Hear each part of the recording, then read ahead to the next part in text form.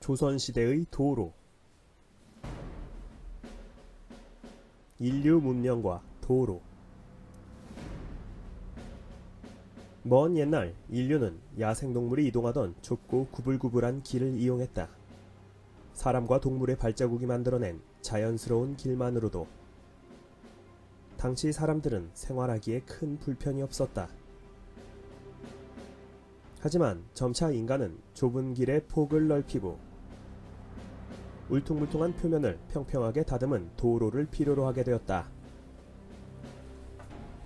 교역을 하고 군대를 움직이고 혹은 왕이 행차를 하기 위해서였다.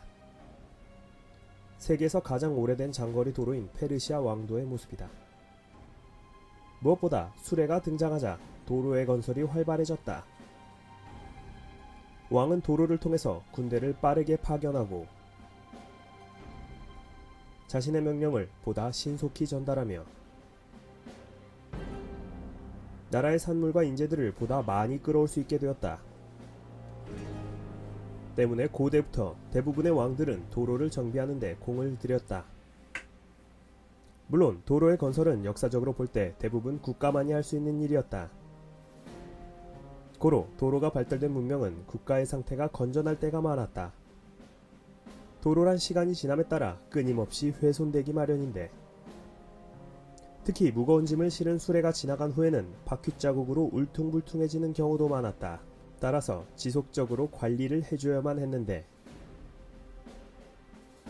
훼손된 도로를 주기적으로 정비해주기 위해서 무엇보다 국가의 재정이 안정되어야 했기 때문이다. 때문에 과거의 도로가 황폐해졌던 시기는 도로를 건설하고 관리하던 국가가 붕괴될 때가 많다. 또는 우리나라처럼 수레 사용이 급격히 사라지고 상업의 발전을 의도적으로 억압하며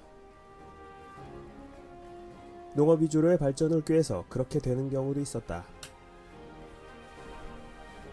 한양의 도로, 점점 좁아지는 도로. 조선은 도로를 적극적으로 건설하지 않았다. 당시 다른 나라들과 비교해 보더라도 매우 이례적인 일이었다. 에도시대의 일본 도로의 모습이다. 굉장히 넓다. 바로 옆에 일본은 비록 수레가 발전하진 않았어도 도로는 어느 정도 조성하고 살았는데 말이지. 조선이 도로를 만들지 않은 것은 기술이 부족했기 때문은 아니다. 건국된 지 2년 후인 1394년 조선은 새로운 수도인 한양으로 도읍을 옮겼다. 당시 새롭게 만들어진 한양에는 폭 16.8m인 대로, 4.8m인 중로, 3.3m인 소로가 설치되었고 각 도로 양편에는 배수로를 파놓아 물이 흐르도록 했었다. 우와. 또 이런 도로와는 별도로 폭 90cm 정도의 골목길도 있었다. 때문에 조선 초기에 조성된 직선으로 구획된 한양의 도로라면 수레가 충분히 다닐 수 있었다. 하지만 그것뿐이었다. 이런 도로는 조선시대를 통틀어 개경, 한양, 평양과 같은 일부 도시 외에는 거의 존재하지 않았고 그마저 사후관리가 부실해서 도로 사정은 점점 더 열악하게 변했기 때문이다. 이는 근본적으로 도로망 발달에 조선이 관심이 없었던 탓이다. 단적인 예로 한양이 건설된 지 10년이 갓 지난 태종 7년의 기록을 보면 대로변에 만들어진 불법 가건물들로 인해 벌써부터 도로의 폭이 좁아지기 시작한다. 여기에는 나름 변명거리가 있었다. 나라님이 행차하시는 건 2, 3년에 한 번씩이나 있는 일이고 한양에 이렇게 넓은 도로는 평소 필요하지도 않던데 너무 박하게 굴지 마시오. 한양 집값이 좀 비싸야지. 이렇게 가건물을 지어서 살다가 나라님 행차 때마다 허물고 나중에 다시 짓고 살면 되지 않겠습니까? 하지만 그렇게 들어선 불법 주택들은 너무 옹기종기 붙어 있어서 화재라도 한번 났다 치면 도성 전체로 번져 수백 채의 가옥이 전소되기 일쑤였으니 그야말로 위험하기 짝이 없었다.